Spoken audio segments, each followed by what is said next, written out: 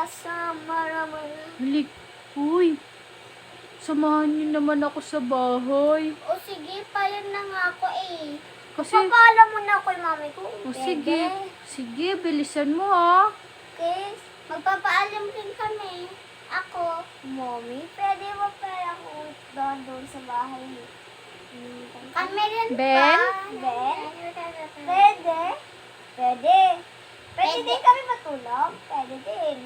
Pwede daw. Pwede din ako matulog sa inyo, sabi daw. Sige, mapintuhan na lang Hindi, tayo. huwag na tayo magpintuhan. Pumuntahan tayo sa bahay mo. Excited na ako makita.